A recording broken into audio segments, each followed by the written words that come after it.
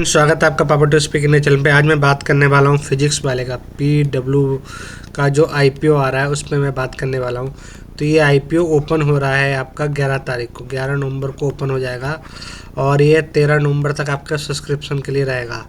तो 13 नवंबर तक आप इसको सब्सक्राइब कर सकते हैं। 18 नवंबर को ये लिस्ट हो जाएगा मार्केट के अंदर। ये IPO की बेसिकली डिटेल्स हैं। ये IPO जो साइज़ है मैं बता देता हूँ आपको कितने का है। साइज़ है इसका 3480 करोड़, ठीक है। इसमें से फ्रेश इशू जो है फ्रेश इशू है वो है 3100 करोड़ का, और इसमें से ऑफ़र फॉर सेल है जो है वो है 380 करोड़ का। इसमें से अभी प्रमोटर के पास 80% स्टेक है और जब ये आ जाएगा उसके बाद 72% स्टेक रह जाएगा। ये प्रमोटर की होल्डिंग रह जाएगी। प्रमोटर में दो हैं, एक पांडे जी हैं, एक महेश्वरी जी हैं। एक पांडे जी हैं और एक महेश्वरी जी हैं, जो कि पांडे जी टीचर हैं, महेश्वरी जी एक टाइप का टेक्निकल इन्होंने ऐप वगैरह डिज़ाइन किया है इसका, और ये सब चीज़ें देखते हैं, ऑपरेशंस वगैरह ये चीज़ें देखते हैं। अब मैं बात कर दूं तो ये प्राइस बैंड जो इस IPO का रहने वाला है वो प्राइस बैंड रहने वाला है IPO का 103 रुपये से लेके 109 रुपये प्राइस बैंड रहने वाला है। तो 109 रुपये में आपको प्राइस मतलब मिलेगा एक रिटेलर को 109 रुपये में। बाकी जो इनके स्टूडेंट्स होंगे या फिर एम्प्लॉय होंगे उसके लिए कुछ ये डिस्काउंट पे दे रहे होंगे, तो ये है उनका। फिर मैं बात करूँ इसके अंदर मेन कौन कौन है जो इन्वेस्टर हैं इस कंपनी के अंदर। तो की जो शेयर होल्डर्स हैं उनकी अगर मैं बात कर लूँ शेयर होल्डर्स की, तो वो हैं आपके, एक है बेस्ट ब्रिज कैपिटल, ये कंपनी है जो इसके अंदर स्टेक ऑन करती है। एक है C2AIF करके है, और एक है लाइट स्पीड वेंचर। ये कंपनियां हैं जो इसके अंदर मेन स्टेक ऑन करती हैं, जो कि नियर अबाउट 20% स्टेक टोटल ये कंपनियां ऑन करती हैं, 20% स्टेक। अब मैं इसको बता दूँ, ये सिर्फ एक लिस्टिंग गेन हो सकता है, मुश्किल से मुश्किल 1 साल या 1.5 साल ये IPO चल जाए। आप या लिस्टिंग गेन के लिए लगाएं इस IPO में, और या फिर आप एक साल मतलब 1 साल मैक्सिमम 1 साल या 1.5 साल तक ये IPO चल पाएगा। इससे ज़्यादा मुझे नहीं लगता है कि ये मार्केट में उसका रुपये बना के देगा, क्योंकि मुझे जैसा लगता है ना इन पांडे जी को बहुत जल्दी है इस कंपनी को। ये कंपनी स्टार्ट की थी 2021 में, और मात्र 4 साल हुए IPO लेके आ गए। तो मुझे लगता है इनको बहुत जल्दी है, एक टाइप से जैसे ये यंग है तो इनको इतनी जल्दी नहीं करनी चाहिए थी IPO लाने की। ये थोड़ा इंतज़ार करते, कम से कम 10 साल देते अपने बिजनेस को ग्रो करते, उसके बाद IPO लेके आते। और इनका जो कहना है कि हम जो इस पे खर्चा जो रुपए मिलेगा उसको कैसे कैसे ख़त्म करेंगे, तो ये न्यू जो ऑफलाइन सेंटर्स हैं वो खोलेंगे, और हाइब्रिड मतलब वो दोनों ही में ही खर्च करेंगे। वो नियर अबाउट रुपए डालेंगे 460 करोड़ 0.5 करोड़ ये डालेंगे रुपए इनका ऑनलाइन खोलने के लिए और ऑफलाइन खोलने के लिए, दोनों के लिए डालेंगे हैं। फिर ये लीज़ जो इनका ज़मीन वगैरह इन्होंने जो रेंटल पढ़ाते होंगे लीज़ पे ले रखी होगी उसकी पेमेंट करेंगे ये। तो पेमेंट में इनका जो खर्च आएगा वो 548.3 करोड़ ये ख़त्म हो जाएगा इनका इधर रुपए।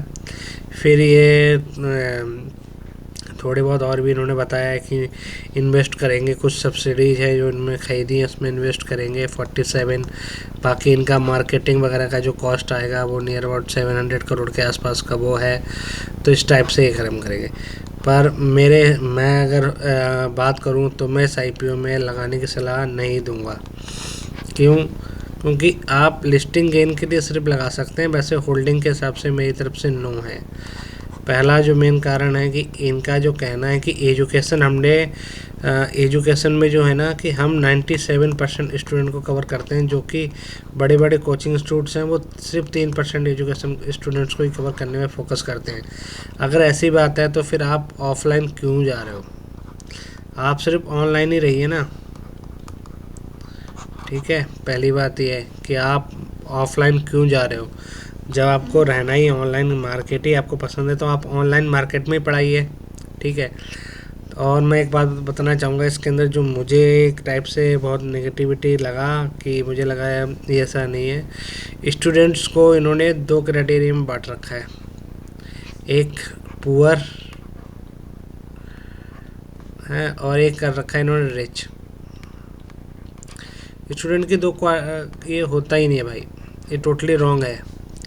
अगर मान लीजिए आज पांडे जी की शादी तो हो गई है इनकी, इनका बच्चा होता है और उसको रिच बोला जाए, तो वो टोटली अलग चीज़ होगी, है ना। स्टूडेंट स्टूडेंट है भाई, उसको आप दो कैटेगरी में क्यों बांट रहे हो। वो एक ही क्राइटेरिया का है। वो जो रिच स्टूडेंट है वो भी चाहता है कि मैं सस्ते में पढूं, अच्छे टीचर से पढूं। वो ये नहीं है कि रुपए की वैल्यू वो भी समझता है, पेरेंट्स वगैरह उसके भी समझाते होंगे। पर वो है कि हमारे माइंडसेट में और हमारी मीडिया ने वो ऐसा बना रखा है कि वो रिच क्लास से आता है तो हम उसको अलग ही टाइप से ट्रीट करेंगे, पुअर से आ रहा है तो हम उसको अलग टाइप से ट्रीट करेंगे। एक टाइप से टोटली गलत है ये, मेरे ख्याल से होना ही नहीं चाहिए, स्टूडेंट्स को ऐसे बांटना ही नहीं चाहिए। दूसरी बात ये है कि ये जो मतलब कई लोगों का ये है कि इनका कहना ये है पीडब्ल्यूडी का कि हम एक कॉमन मतलब होता है ना, पुअर से पुअर आदमी की लाइफ चेंज कर रहे हैं। गुड, बहुत अच्छी बात है कि आप उसकी लाइफ चेंज कर रहे हैं। मैं बहुत आपको मतलब इस चीज़ का आभारी करता हूँ कि आप देश में बहुत बड़ा काम कर रहे हैं। पर आपकी जो वैल्यूएशन है ना वो बहुत ज़्यादा है, क्योंकि अभी आपको आपकी बिजनेस को ज़्यादा समय हुआ नहीं है। अगर बहुत ज़्यादा समय 10 साल करीबन हो जाते आपको रन करते करते तो हमें समझ में आता है कि हाँ भाई इतने साल हो गए, इतने साल से रन कर रहे हैं ये। तो एक ये है। फिर अभी बहुत सारी चीज़ें कंपनी का कि आपने क्या किया, आप अगर आप इतने ही करना चाहते हैं स्टूडेंट्स के लिए, आपको लगता है कि मैं स्टूडेंट्स के लिए इतना इतना सब कुछ करना चाहता हूँ, तो आप क्या करते, एक काम करते स्टूडेंट्स के लिए। आप क्या करते स्टूडेंट्स के लिए आईपीओ नहीं लेके आते। आप बोलेंगे मैं ऐसी बात क्यों कह रहा हूँ। देखिए, आप 4-5 मर्चेंट बैंकर से मिले, उन्होंने आपको सलाह दी कि भाई मार्केट से रुपए उठा लो इतनी वैल्यूएशन पे। अगर आपकी बिजनेस इतनी अच्छी है तो अपना स्टेक क्यों बेच रहे हो आप। आपको बेचना ही नहीं चाहिए था अपना स्टेक। भाई जब मेरी कंपनी इतनी अच्छी है तो मैं अपना स्टेक क्यों बेचूंगा, अपने पास ही रखूँगा। और आपका कहना ये है कि हमारे पास 500 करोड़ रुपए कैश रखा हुआ है।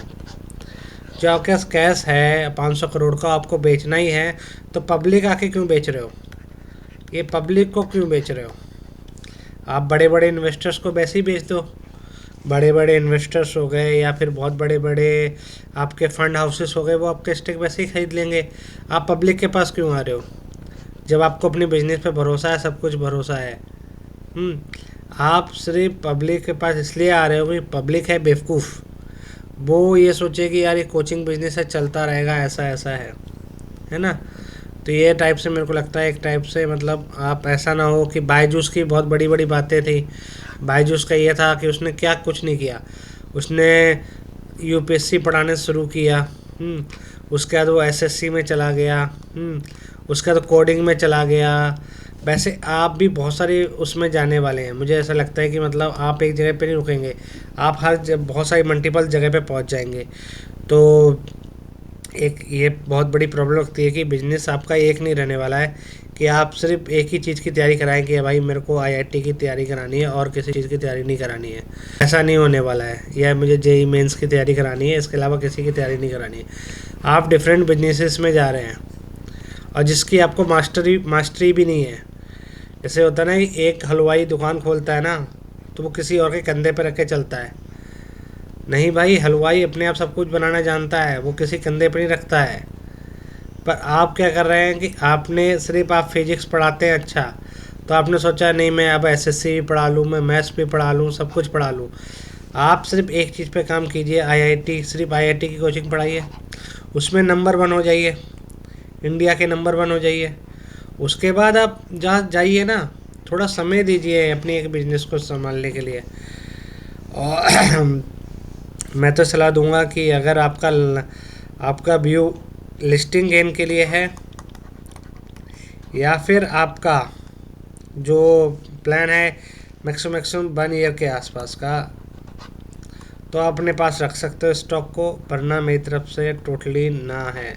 शेयर को आप लिस्टिंग इनके लें, आपको मिल जाए तो अच्छी बात है, आप बेच के निकल लें। क्योंकि मुझे बहुत ज़्यादा ऐसा दिखता नहीं है कि इसमें बहुत ज़्यादा इनको बहुत ज़्यादा ही मतलब ऐसा कुछ होने वाला है बिजनेस के अंदर इनके।